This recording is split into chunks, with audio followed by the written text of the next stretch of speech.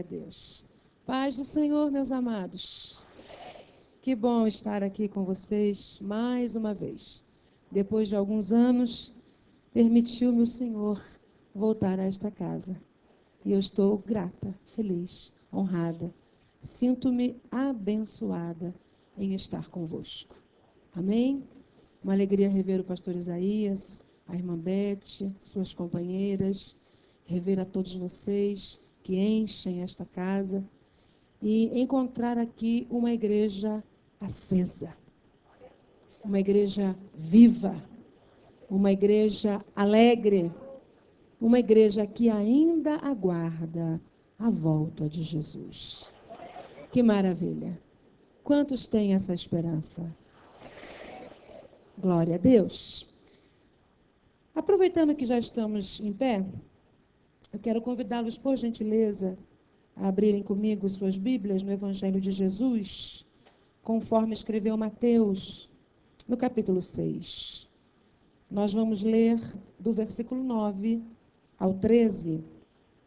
Enquanto vocês encontram o texto, eu quero reiterar meus agradecimentos pelo convite, pela confiança mais uma vez depositada na minha pessoa para essa tão importante, tão relevante tarefa, que é falar a palavra de Deus ao povo de Deus. Muito obrigada, pastor Isaías, o pastor aqui da sede, que é o esposo da Sandra, Ageu? É nome de profeta, pastor Ageu, que tão carinhosamente esse casal me buscou, me levou, me alimentou, me conduziu, enfim. Deus em tudo seja honrado. Amém? Muito obrigada. Quem achou o texto, grite: eu amo a Bíblia. Diz assim: portanto, vós orareis assim: Pai nosso que estais nos céus, santificado seja o teu nome.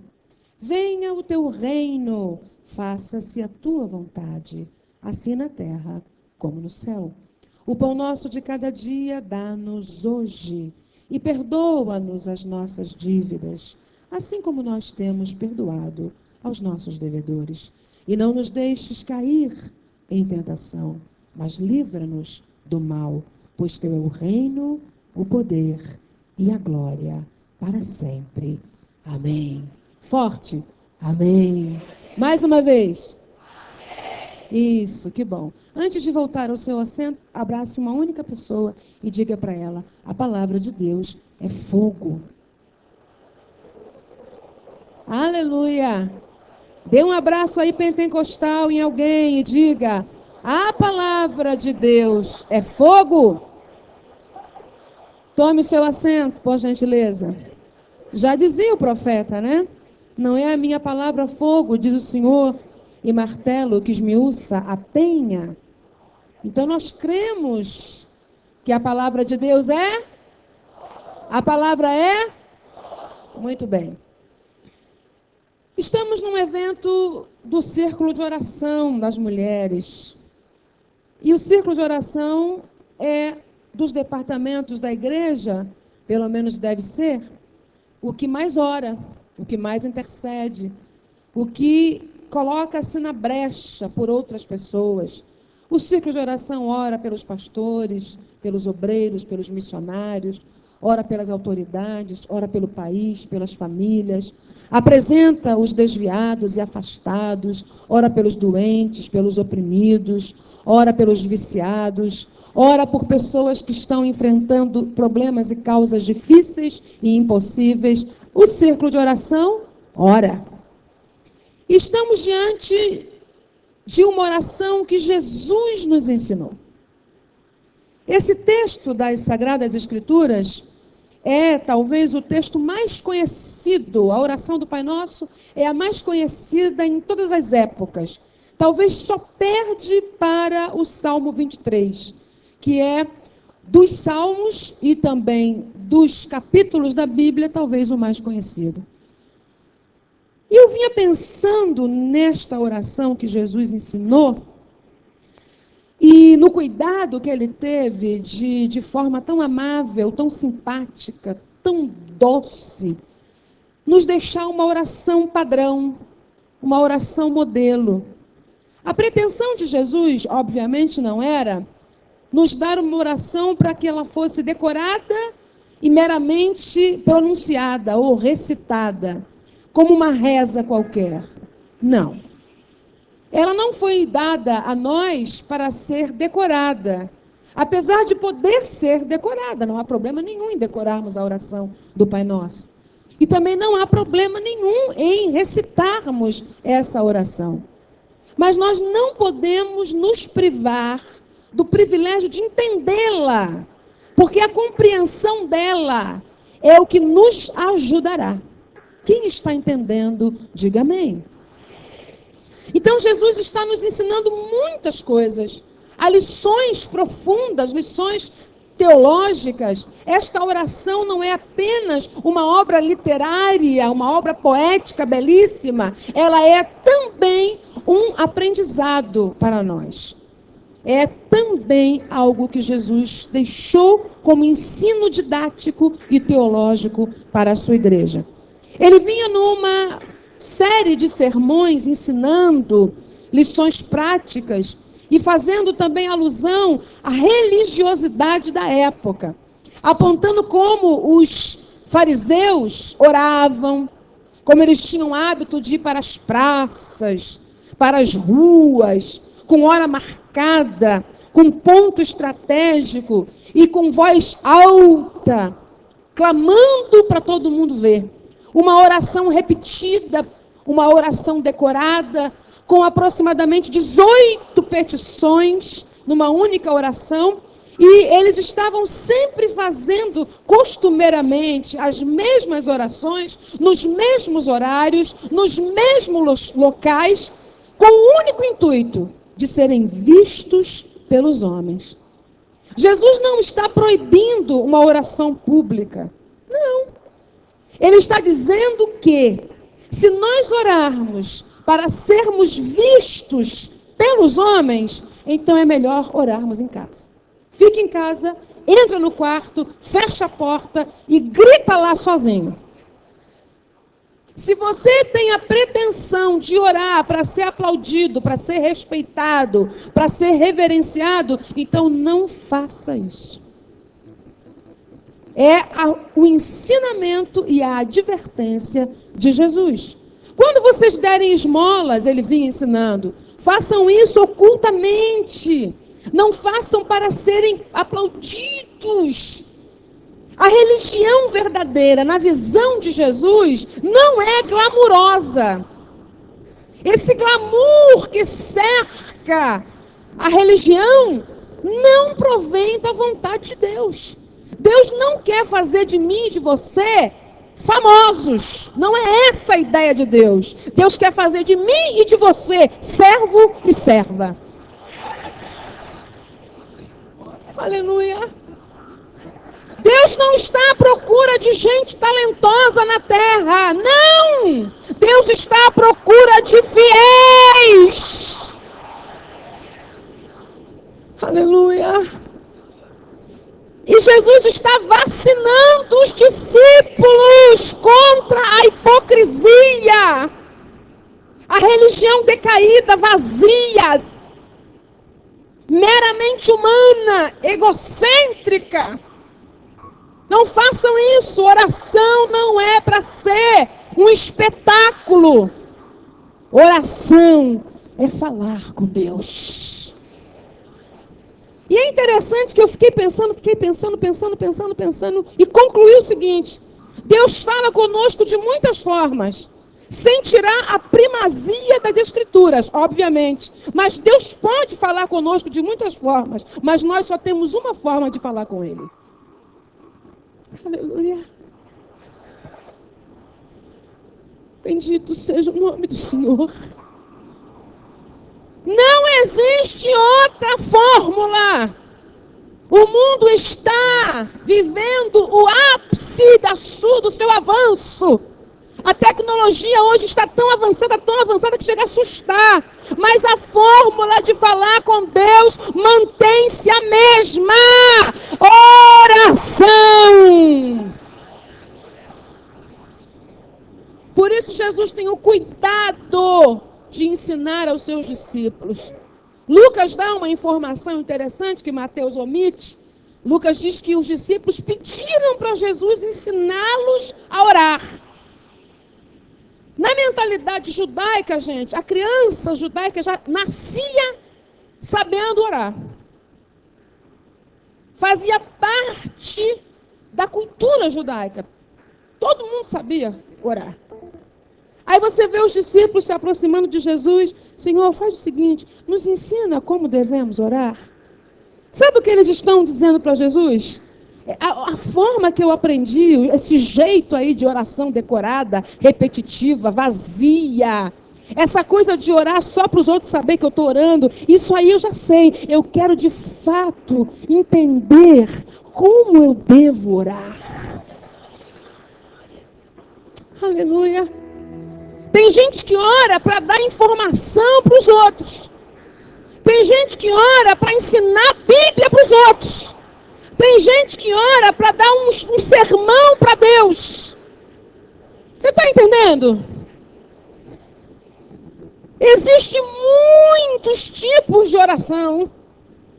Mas Jesus está nos dando a receita certa. O modelo, o exemplo para ser seguido. É tempo de entendermos o que é orar. É tempo de pararmos para ouvir Jesus nos ensinar. Quando vocês forem orar, vocês vão orar assim. E parece assim tão normal, né? Estamos tão familiarizados com essa oração que ela parece tão simples. Na verdade ela é muito simples, ela é sintetizada, ela é breve, mas é poderosa. Jesus usa uma expressão, um termo aramaico. Ele não usa nem o grego e nem o hebraico. Ele escolhe uma expressão aramaica para usar, para dar início à sua oração. Este pai que nós lemos aqui no idioma português, no original, quando saiu da boca de Jesus, saiu uma expressão aramaica, que era pouquissimamente usada.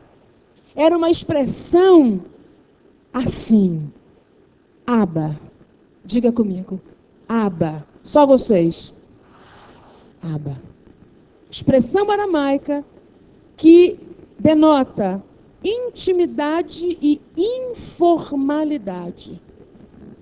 Os discípulos que estavam tão acostumados com a formalidade da oração, da religiosidade da época, eles agora são surpreendidos com um modelo de oração tão diferente, que usa uma expressão informal.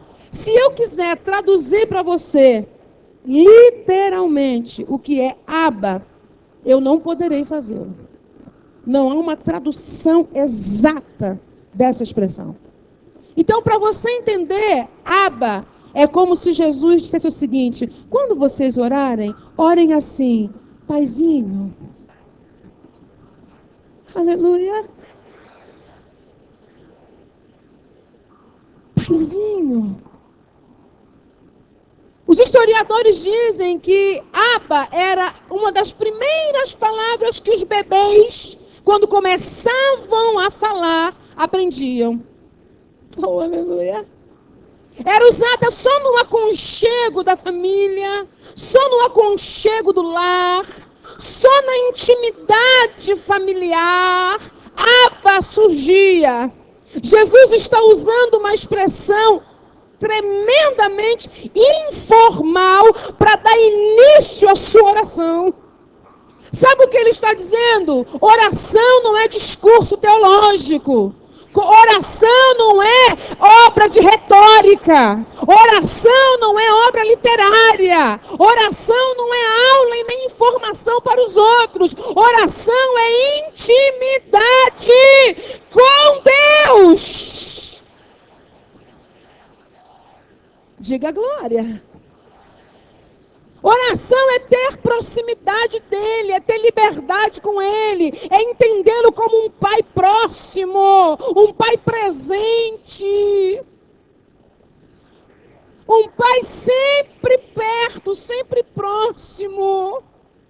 É trazê-lo para junto de você, é colocá-lo no seu coração e dizer: ô paizinho, papai. Paulo usa a mesma expressão quando escreve a carta aos Romanos e diz o seguinte: vocês já não são mais escravos, vocês foram adotados como filhos, agora tem liberdade de gritar: Abba, Abba, Abba! Onde estão os filhos aí próximos? Os filhos íntimos, os filhos achegados, os filhos que têm liberdade com Ele. Bendita seja a sua glória. Mas como se não bastasse o Pai próximo, junto, unido, aconchegado, íntimo, que dá liberdade, flexível, maleável. Não enxergue Deus como alguém que só está esperando você dar uma oportunidade para Ele te punir. Não enxergue Deus como aquele que está sempre ditando regras e normas, e se você não as cumprir, Ele te castiga. Enxergue-o como um pai, um paizinho, que até a palmada dele tem recheio de amor. Eu não me canso de dizer que esse Deus que nós adoramos e servimos, tudo que Ele pensa, tudo que Ele faz, tudo que Ele fala, tudo aquilo que Ele idealiza, tem uma única motivação. E sabe qual é? O amor. Deus é motivado pelo seu amor. João vai mais longe, ele grita: Deus é amor. Como se não bastasse trazê-lo para tão perto, Jesus diz o seguinte: Ele é Pai, mas Ele é nosso. Aleluia! Ele é meu, mas também é teu. Aleluia! Ele é teu paizinho, Ele é Abba para você, mas é Abba para o teu vizinho também. Bendito seja o Senhor. Ele é nosso. Ideia de coletividade. Você precisa entender que esse paizinho é pai do outro também. A Bíblia tem princípios e um deles é esse, da interação, do intercâmbio, da interdependência. Somos todos filhos de um único e mesmo Pai. Diga comigo: Ele é nosso. Só vocês, bem forte. Ele é nosso.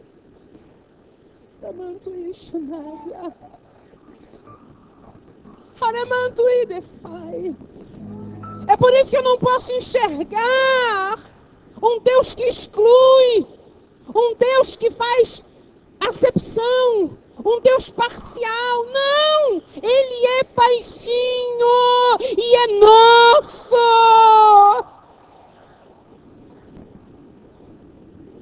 Aleluia. Jesus, que tem o cuidado de trazer a oração do nível da formalidade para a informalidade, do nível da distância, da disparidade para a proximidade, a intimidade, agora ele precisa ser forte, ele precisa ser contundente. Ele diz assim: esse paizinho, esse Abba, esse amigão, esse companheirão, essa pessoa tão flexível que é nossa, está nos céus. Onde Ele está, igreja? Onde Ele está? Onde é o seu trono? Aleluia! O que Jesus está nos ensinando? Ele é nosso, Ele é amigo, Ele é companheiro, Ele é íntimo, Ele é amoroso, bondoso, misericordioso, condescendente, tudo isso. Mas nunca deixou de ser Deus. E como Deus, Ele está nos céus. Aí a oração aponta para o senhorio, o poderio, a grandeza, a realeza, a majestade, a sublimidade, a magnificência de Deus. A oração nos dá consciência que mesmo esse Deus que está aqui tão próximo, que nós podemos senti-lo e pela fé tocá-lo, esse Deus que está tão junto, que é nosso parceiro, nosso amigo, nosso companheiro, nosso condutor, nosso conselheiro, ele continua assentado num alto e sublime trono, e os serafins voam de um lado para o outro, escondem com as asas o rosto e gritam: Santo, Santo, Santo é o Senhor.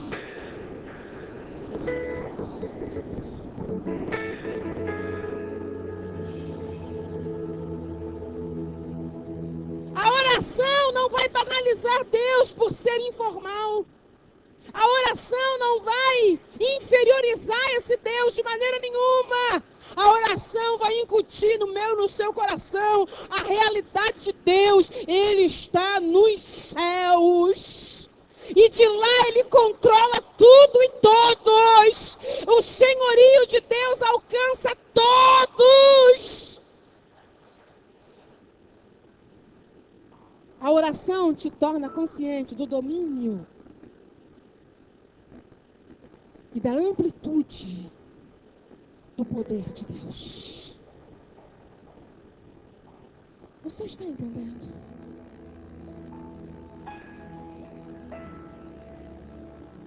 Alguém recentemente me abordou e disse: mas por que orar? Afinal, Deus conhece tudo. Deus conhece o passado, o presente, o futuro. Ele sabe o desfecho, os desdobramentos das situações da nossa vida. Ele sabe tudo. Afinal, por que ainda precisamos contar para Deus o que Ele tem ciência absoluta? Às vezes contamos para Deus de forma imperfeita o que Ele sabe de forma perfeita. Sabe por quê? Porque a nossa oração tem os limites de nós mesmos. A nossa oração segue os nossos parâmetros, os limites do nosso conhecimento, da nossa capacidade, da nossa percepção. E nós vamos contar para Deus baseados nisso que somos, e somos limitados. Mas Deus é ilimitado. Então Ele sabe com exatidão e com perfeição o que nós podemos contá-lo na oração de forma restrita e limitada. Mas mesmo assim Deus quer que você ore. E eu fiquei pensando nisso e não tive uma resposta exata para dar para aquela pessoa que me abordou. E quando a gente não tem uma resposta exata, a gente fala alguma coisa só para não dizer assim, não sei. Porque nós somos tão vaidosos que não queremos, né, pastor? Dizer, olha, não sei te dizer isso. Vou ficar te devendo uma resposta. Seria o mais sincero, o mais honesto, o mais verdadeiro da minha parte, mas eu não fiz. Ok. Disse alguma coisa só para dizer que disse alguma coisa. E fiquei pensando naquilo, pensando naquilo, pensando naquilo, pensando naquilo, pensando naquilo. Até que entendi que dentre muitos benefícios da oração, e um deles, sabe qual é? A oração é terapêutica. Quando você vai, um exemplo, quando você vai num consultório de um psicólogo, o que você vai fazer lá no divã? Falar. Contar tudo. Em algumas sessões, em algumas consultas, o psicólogo não diz nada. Ou diz pouquíssimas palavras. Sim ou não, gente? Sim. Mas você sai de lá aliviada, não sai? Contei tudo.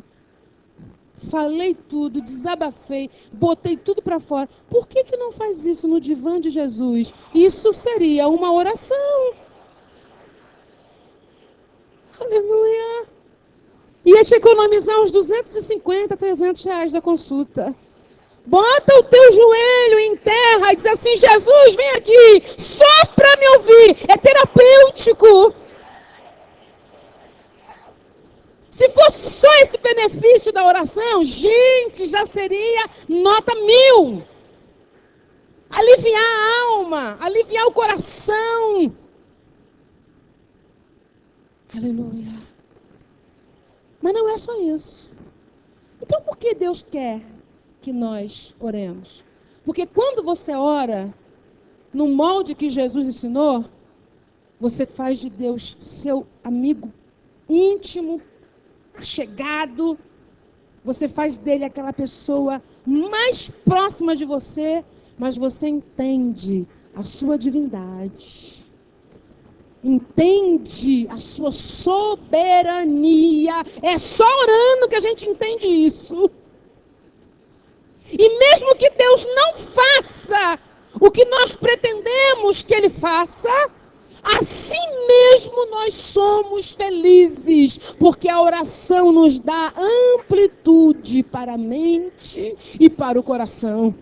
Segundo benefício, terceiro benefício de quem ora, é que quando Deus tem um projeto para fazer, e você começa a orar, oremanto e xanávia, e você começa a interagir com a tua oração no projeto de Deus. Deus está dando a mim e a você o privilégio e a honra de ser participante com Ele de um projeto seu. No final Ele faz o que Ele quer. No final Ele realiza a sua vontade. No final Ele vai cumprir o seu desígnio. Ainda vai dizer para você: obrigado, você participou comigo. Como, Senhor? Orando, orando, orando, orando. É a única maneira de sermos participantes com Ele. Só quem ora aí dê um grito de glória. Aleluia. Que estás nos céus. Onde Deus está? Onde, minha gente? Como vamos chamá-lo a partir de hoje? Abba. Paizinho. Ou papai. Você vai ver algumas vertentes que defendem papai, outros meu pai, outros paizinho. Enfim, como disse, não há uma tradução exata. O hebraico, como o aramaico e o grego, das escrituras, são línguas mortas. Então, tudo isso a gente trabalha com os originais para entender. Jesus está nos ensinando através dessa oração. Aí ele segue dizendo o seguinte: santificado seja o quê? O teu nome. Ok. E eu conheço essa oração desde a minha infância. E eu pensava sempre que esse santificado seja o teu nome era uma forma de dar mais santidade a Deus. Permita-me dizer algo que você já sabe. Deus é santo e não pode ser mais santo do que é. E nem deixar de ser tão santo quanto é. Nós não vamos acrescentar a Ele santidade, como também não vamos extrair dele santidade. Deus é imutável. Então Deus é santo. Diga, Deus é santo. Não vamos tirar 1 milímetro da santidade dele, assim como não iremos acrescentar nem 1 centímetro à santidade dele.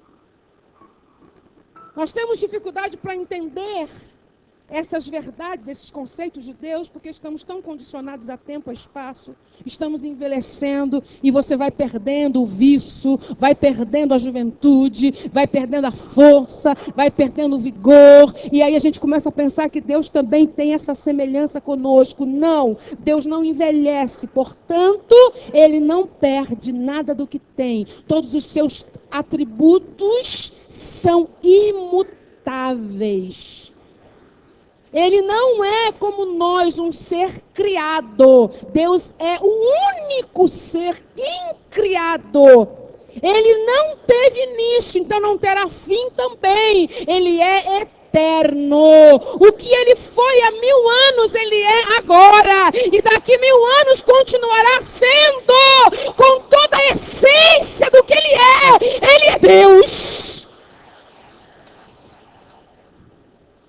Então ninguém vai dar a Deus nada e não receberá dele nada da sua pessoa, de maneira que ele diminua o que ele tem ou o que ele é. Não. Mas Jesus disse, quando vocês orarem, orem assim: santificado seja o teu nome. Na mentalidade judaica, o nome da pessoa identificava o seu caráter e os seus atributos. Tudo que o indivíduo é como pessoa, todas as características e elementos, vamos dizer assim, ou aspectos do seu caráter, estavam refletidos no nome. Então a ideia de Jesus, numa mentalidade judaica, era que a pessoa de Deus é santificada, mas não que Deus se torne mais santo. E como nós, filhos, porque toda oração está conectada ao início, e o início da oração é Pai. Ok? Então, tudo que vem posteriormente a essa verdade de que Ele é Pai, está ligado a isso. Jesus usa um paralelismo na forma literária que ele escreve, ou que ele cita, ou recita esta oração. Ok. Santificado seja o teu nome. O nome de Deus será santificado para o mundo através de nós. Porque nós somos o quê? Os seus? O que somos de Deus? Filhos. Se somos filhos, temos a natureza do Pai. E com a natureza do Pai, que é santo, ou não? O nosso Pai é... Nós temos também a natureza do santo. Se somos filhos com a mesma natureza do Pai, nós santificamos o nome de Deus quando manifestamos o caráter de Deus na nossa vida. Vale um glória? Nós pentecostais temos mais dificuldade de entender essas coisas. E notem que eu usei o pronome certo. Nós. Estou 100% incluída nisso. Ouça-me. Por que temos dificuldade com isso? Porque quando nós pensamos em Deus, nós remontamos na nossa mente alguém que ministra, alguém que fala, alguém que conduz, alguém que administra, que lidera, alguém que canta. Sempre ligamos as coisas espirituais a essas atividades. E é aí que nós tropeçamos. Não é estar aqui e cantar afinado e ungido. Não é estar aqui e ministrar uma palavra com inteligência ou mesmo com sabedoria. Não é conduzir alguma coisa ou um departamento. Não! O nome de Deus é santificado em nós, no nosso dia a dia, no nosso cotidiano, na nossa realidade de vida. É na segunda-feira que o nome de Deus será glorificado na minha e na tua vida. É no trânsito, é no mercado, é na forma de comercializar, de comprar, é no pagamento que damos ou não damos, é na administração da nossa finança, é na vida familiar, é nos relacionamentos interpessoais, é lá que Deus é santificado.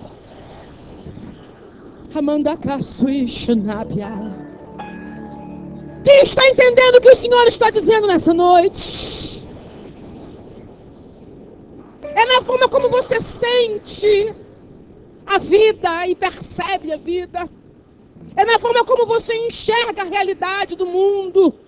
É a forma como você luta contra o pecado que está dentro de você, Ramanduia. É a forma como você lida com essa batalha da carne e do espírito. É possível você fechar os olhos só por alguns segundos e entender que o nome do Senhor é santificado para o mundo através da tua vida. O mundo precisa entender e saber que Ele é Deus. Você já sabe que Ele é Deus, já o chama de paizinho, mas o mundo não o conhece. E o mundo só o conhecerá através da tua atitude, da tua postura, do teu posicionamento. Diga glória.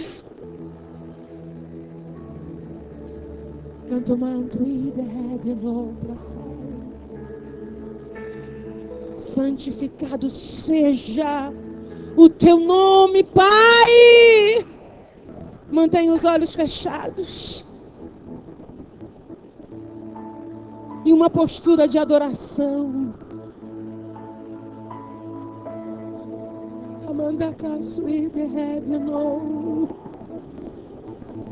Há uma presença do Espírito Santo nesta casa.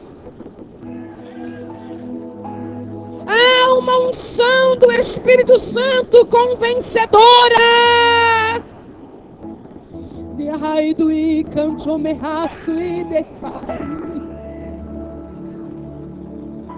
O nome do Senhor será santificado. Mesmo que você não fale muitas línguas estranhas, mesmo que você não seja um profeta ou uma profetisa, mesmo que em ti não se manifestem os dons espirituais, o nome do Senhor será santificado na vida dos seus filhos, quando eles demonstrarem o caráter de Deus nas suas ações. Eu quero orar por você. Eu quero interceder por você. Amanhã, permitindo Deus, a gente segue mais um pouco nesta oração. Se o Espírito Santo nos levar para outra direção, vamos também, sem problema. Porque estamos a serviço do Senhor, do Pai amoroso. Mas eu quero orar por você.